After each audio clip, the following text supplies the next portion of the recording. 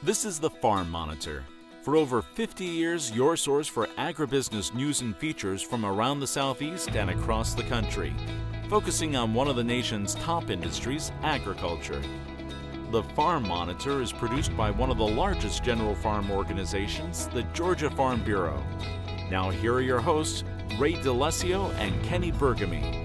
Well, hey there, welcome to the show. So glad you decided to join us, and believe you me, we've got a whole lot to talk about in the next 30 minutes. That is right, so buckle up. It's going to be an exciting ride. Straight ahead, get ready to experience the future of ag. It's Georgia Farm Bureau's Young Farmers and Ranchers Conference on Jekyll Island, where learning, competition, and bonding all come together. It's a can-do attitude for these ag teachers at the Franklin County Processing Center, and now it is set to receive a major upgrade. We'll tell you who's providing the funds. And then later, are you a farm manager looking to level up your skills? Do you want to maximize your farm's potential and financial performance? Oh yeah, we've got you covered with expert advice from the Center for Commercial Agriculture. These stories and so much more right now on the Farm Monitor. Some would argue it's not your typical run-of-the-mill conference. It's all about learning from industry pros, competing in events, and connecting with other young farmers and ranchers from across Georgia. Our John Holcomb was on site for the festivities and has all the fun details. There was plenty of fellowship, learning, and friendly competition this year on Jekyll Island as the Georgia Farm Bureau held its annual Young Farmer and Rancher Summer Leadership Conference, an event that shines a spotlight on a part of the organization that is essential to the future of the ag industry. This week we have had over 200 young farmers and ranchers from across the state with us, really for the opportunity to network and get together and experience professional and personal growth. It's kind of our opportunity for the year to recognize the accomplishments of our young farmer members, and also, again, to invest in them to go back to their counties and do the work of Farm Bureau and our grassroots organization. The importance of the yearly event can't be overstated, as Barry says it gives young farmers who are either just starting out or who are more established both a better knowledge they can take home and a network of connections that can help them succeed in the industry. The biggest benefit to them is to build their professional network and to build that community of ag professionals that they can call on, that they can ask questions to, especially if you're a new producer starting out, or if you've got some experience, maybe there's some new innovative ideas that are out there that you're able to grab a hold of and take home. So, I would say they get a lot of content information and obviously professional development through breakout sessions, but the contacts and connections and network that they are building while they're here allows them to continue that learning and professional development when they go home. Of course, no conference would be complete without a theme, and this year that theme was for the love of ag, in which Cleve Jackson, District 1 Committee Chair, says describes the passion producers have for the industry and the opportunities a conference like this one can offer them. For the love of ag, I think just encapsulates everything that is important to us. We do this because we love agriculture. We want to be better advocates for agriculture in our home counties, but also for the state of Georgia. And the opportunities we have here at conference just further that love of agriculture. To show that passion and love for the industry, YF&R members participated in their first ever service project, in which members packaged meals for food banks in the area. Something Jackson says proves just how committed farmers and ranchers are to not only growing a great product, but making sure it enriches those they grow it for. The service project was something we've always considered doing. We always support the Harvest for All campaign through our county farm bureaus, and it's a really great thing to give money. But there's taking it to the next level when you actually give your time and energy to pack those meals. And we had the opportunity to package 13,000 meals for food bank recipients right here in Glenn County, which is just awesome.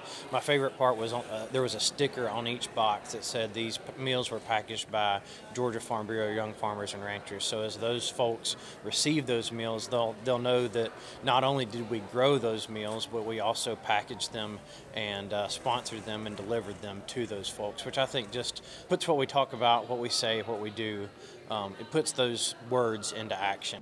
Reporting from Jekyll Island for the Farm Monitor, I'm John Holcomb. With most of its equipment predating the color television, it's safe to say that Franklin County's processing facility is due for a major upgrade. And as Damon Jones reports, that will soon become a reality, keeping this community institution running strong for years to come. With everything from chicken to peaches to tomatoes being brought in each and every week, the Franklin County Processing Facility has its hands full satisfying customers during the summer. However, the finished product is always up to their standards, considering they are the ones overseeing the entire process. One of the basic things I think is for the community members to be able to come in and preserve their own homegrown vegetables, and they know what's in their products. Patrons bring in their raw materials, and then we educate and help them process their goods and sealing them into 401 quart cans or glass jars, quarts, or pints. This learning experience is made possible thanks to a group of dedicated ag teachers who keep this unique operation up and running despite having limited resources. The agriculture teachers, this is part of our extended year contract to run the food processing center. I think there are about 26 in the state left, and that is, some facilities have an additional staff. We don't. It's all manned by our agriculture department and our teachers here. There are 4 of us in the department, and we run the facility as a part of our extended year contract. While the manpower will likely remain the same, that can't be said for the equipment, most of which is more than 7 decades old. Thanks to a recent $100,000 grant, this operation will undergo a major transformation starting next summer. We anticipate being able to replace our tunnel. That's our exhaust tunnel, which heats the cans up. Ours is in poor shape. Most of the equipment in this facility has been here since the 40s. We also will be able to purchase another sealer. The sealer is vital to putting the lid upon the can, so we hope to be able to buy another sealer, and then possibly a new retort as well with this $100,000 grant.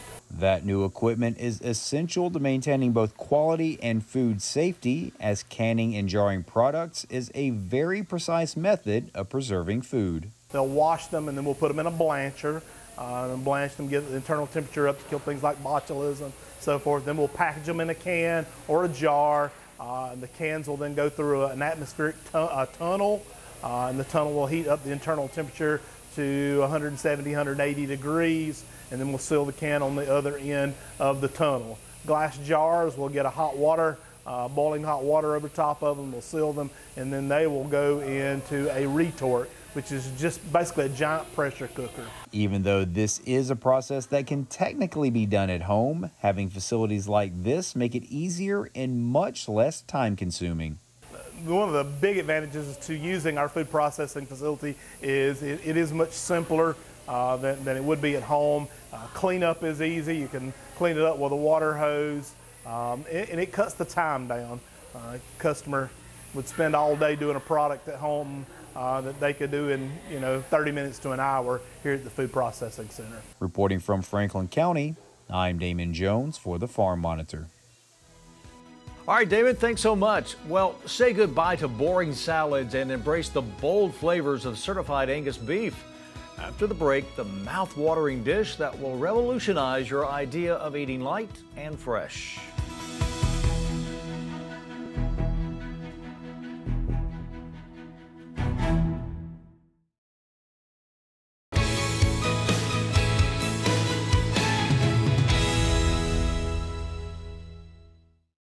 Farmers and ranchers are no strangers to planting seeds and looking to the future.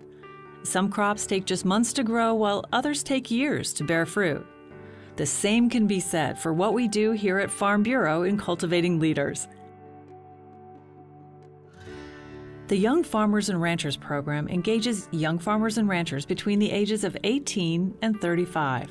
Through its conferences, competitive events, networking opportunities, and other activities, young farmers and ranchers become equipped and empowered to serve as leaders in Farm Bureau and in our communities. It's been a really good learning experience for us. I am so thankful to have these experiences and these opportunities. We have been involved with Farm Bureau for the last 12 years, and we have learned a lot, and we have networked with people. Our operation has actually changed a whole bunch because of networking through Farm Bureau. YF&R has worked for more than 20 years to provide food to those in need around our country through our Harvest for All program. We've donated tens of millions of pounds of food and thousands of volunteer hours. These outreach efforts are helping to cultivate stronger, more resilient rural communities across our country.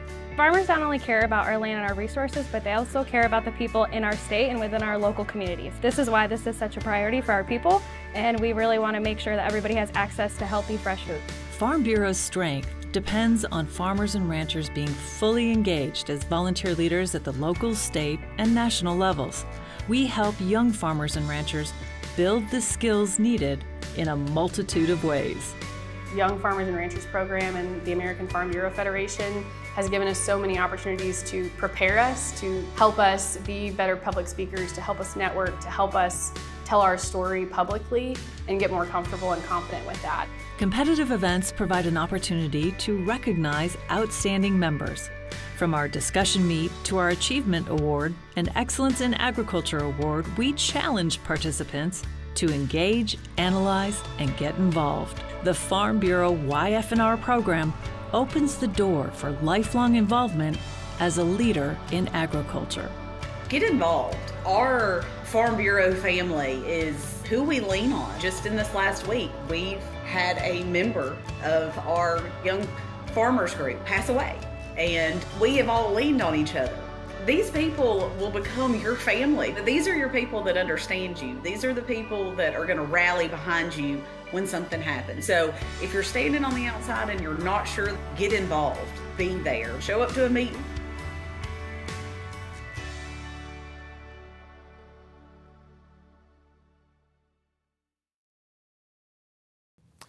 So, are you looking for a quick and easy recipe that's perfect for dinner on the patio for two or a big party?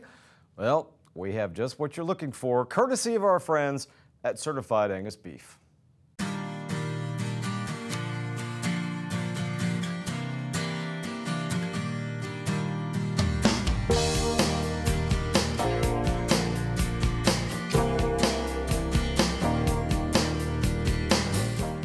Stop making lame salads. Let's focus on simple ingredients. Start with a great steak, plus a tart and fresh vinaigrette that doubles as a marinade. These French flavors will inspire a better way to eat light and fresh. Things I'm looking for in salad that make it interesting are gonna be varying textures. Sometimes I like nuts, but this one is real straightforward, simple. So I think the crunch of the radish adds a nice texture to it. So I'll go down salt and pepper first. Gonna crush up this pink salt a little bit, so again, it's finer. And then a nice acidic vinaigrette to make the flavors kind of pop. And especially when you're eating it with like a rich steak, a nice light and bright salad is just a great compliment.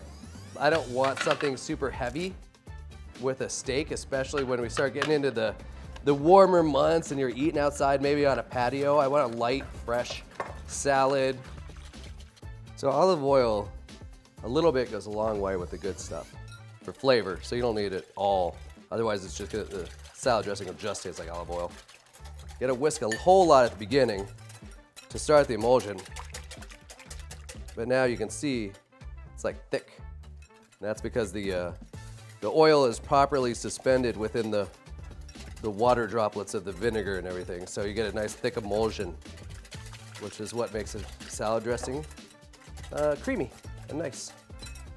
We're gonna take 1/3 of a cup of the salad dressing here, the vinaigrette, and we're gonna marinate the flank steak in it. Now we'll get this in the refrigerator, and then we'll get making the salad. We'll start with getting lettuce on the bottom. It's a little denser, so for this stuff, I don't want to cut it. Just like to tear it up a little bit. I like the butter lettuce for this recipe because it's crunchy, it's light, it's got more flavor than, say, an iceberg lettuce, and it makes a really nice presentation for a salad. So for radishes, I'm gonna cut the ends off.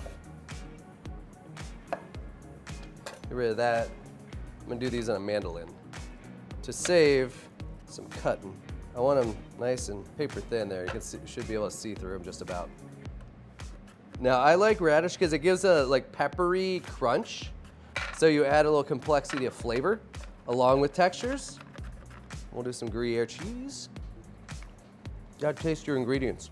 So this cheese is nice because it's got a little bit of cavey funk to it, but not too much. The texture is nice. It's got a nice shred to it. Not super firm, not too soft.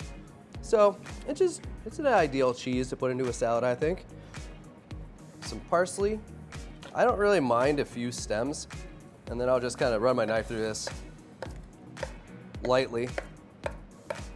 Not really trying to cut it up too much. I like that parsley flavor. Again, this is gonna add a little bitter, fresh flavor to it. So I've got another addition to the recipe that's not written in, but I found some fresh chives. I added the parsley, which adds a nice herbaceousness, but in the springtime, you might find chives, dill, chervil, basil, any nice light, tender herb goes great in a salad, really wakes up the flavor. Yet again, a reason why it's not lame. Okay. I'm not gonna worry about patting this dry because it is a vinaigrette, so there's a lot of oil in there which will help it brown on the grill. And then I'm gonna season it a little extra. Once your steak's out of the marinade and well seasoned, time to go into the grill. Nice grill marks. Go the 90-degree rotation for those diamond grill marks. There's our beautiful flank steak. Now the important thing is to let this steak rest. You don't want all those delicious juices running out all over the cutting board, so let it rest maybe 10 minutes just to kind of retain some of those juices. And build the salad before we get into slicing. I like to get in there with my hands rather than tongs, so I'm gonna put some gloves on and just do it with my hands. And I am gonna hit it with just a little bit of this salt, just to season everything a little bit through, and because it's a flakier pink salt, you'll get those little pop crunches of salt in there. One good tip not to overdress a salad is begin to dress it and then toss, and keep tossing and tossing and over toss the salad because you might find that it's dressed enough to your liking, or you can always add more, but once it's overdressed, it's just soggy. All the good stuff wants to fall to the bottom, so remember to grab from the bottom. All right, so now we'll plate up some of the salad. Now, the best part, we're gonna cut the steak, okay? We'll start at the thinnest part of the flank and the narrowest, and we'll get a few slices down. Okay. I like to cut it a little bit of angle, shows a little more surface area. And now, we're kind of getting to this thicker part, and I'm gonna slice this in half. Now, it's a little wider, so it's a little easier to work with, which is half a flank.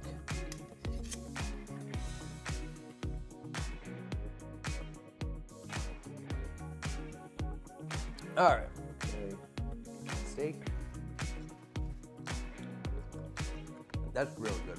I love everything about that. Super fresh, flavorful, all the flavors go together really well. I know you're gonna love it too. Join us again next time here in the Test Kitchen. Well, the good news is they are not damaging to trees, but that doesn't mean you should ignore them. Up next, Extension Specialist Paul Pugliese on when and how you should get rid of tent caterpillars.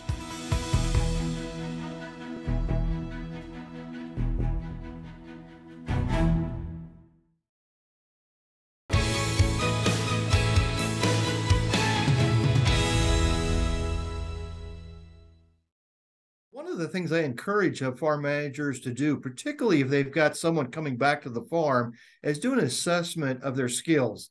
And this involves many areas: procurement, production, marketing, strategic positioning, human resource management, just to see where they're at in terms of a farm. And what you're really trying to identify is there some skill gaps that perhaps can be met with the person that's coming into the operation. That's the whole idea of doing this assessment of skills, just to see where the gaps are, to see if you need to bump up some training in certain areas, whether this new person that you're hiring is going to fill that gap, or whether you need to seek outside assistance. One of the continuing challenges of farm managers today is they wear so many hats. And so that's why it's so important to try to prevent these gaps from creating a situation where you have a lower financial performance than what you would like. We have a website here, Center for Commercial Agriculture. It's off of the Department of Agriculture Economics at Purdue University. And we have articles related to these assessment of skills in the different skill set areas where you can take a self-assessment and see where your skill gaps are. We also have quite a few articles on what I call strategic risk, which is this whole idea of strategy. And so if people haven't seen good material on that and want to learn more, how do I develop a strategy? How do I communicate that strategy with other people? We have quite a few resources in that particular area.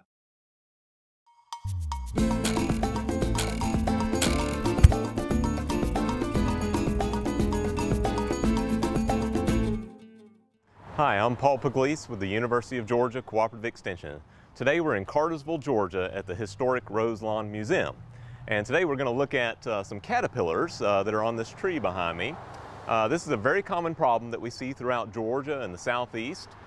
This particular caterpillar is a caterpillar that creates a tent on the ends of the branches of the trees that it likes to eat. In this particular case, this is called a fall webworm caterpillar. It's a fuzzy little caterpillar. He's only about an inch long. He could have a red head or a black head in some cases. And they have little dots on their backs, but again, they're very, very tiny little caterpillars. They like to nest in these tents. They will actually envelop the entire leaf with their tent or their silk, and they'll feed inside the silken tent. So that acts as protection from birds and other wildlife while those caterpillars are feeding.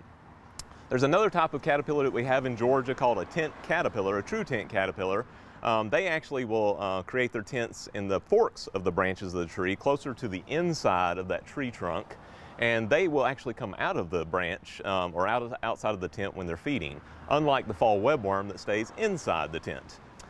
This particular insect likes to eat a lot of different hardwood trees, things like hickories, pecans, oaks, persimmon trees, and in this case, a cherry tree.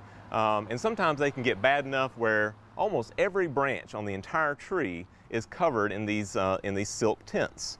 And so that can be concerning to a lot of people if they have that in their yard. Sometimes if you have a picnic table or you spend a lot of time under your shade trees in your backyard, it'll almost sound like it's raining in your backyard because there's so much scat from these caterpillars falling out of the trees that can be a nuisance sometimes. These are actually will eventually become a tiny little moth, and that moth will sometimes lay more eggs, and you can get a second or third generation here in Georgia later in the season. Usually the moths will start laying their eggs in May or early June. That would be the earliest you could see them. And the reason why they're called fall webworms is because the population of these caterpillars will start to grow as we get closer to the fall. Most people don't even notice them in the early spring or summertime, but by fall, again, this entire tree could potentially be covered in tents and millions of caterpillars at that point. This is actually a problem that we get a lot of calls about, and because it is sometimes concerning, people want to know, well, what should I do about it? In this particular case, this is not something that we would normally treat for, because again, by the time it starts to be a problem, if you will, for that tree, it's so late in the fall that that tree's ready to shed those leaves and go dormant in the wintertime anyway. And so it's really not a concern for the health of that tree at that point in the summer or late fall. And one way of looking at that is that's just less leaves that you have to rake up in the fall. They're going to clean it up for you before winter comes. So what can you do about it? If you only have like one tent in this particular case, the best option is just to prune it out. If you can reach it and it's safe to do that, just take a good pair of pruning shears and cut that off, and you can dispose of that. You can bag it up and throw it away if you want to, throw it in your compost bin if you want to, and that'll take care of those caterpillars for this particular season. And again, the idea is to catch that before they become a bigger problem later in the summer and the fall. Again, we don't recommend treating trees with any pesticides in this particular case because it's not really harmful to the tree. They're just chewing on leaves, and the tree can always produce more leaves next year And so again, it's not a long-term or permanent problem for that tree. So again, if you have any questions like this about your trees or bugs that you have in your backyard, you can call your local county extension office at 1-800-ASK-UG1 or go to our website at ugaextension.com and continue to follow us on the Georgia Farm Monitor.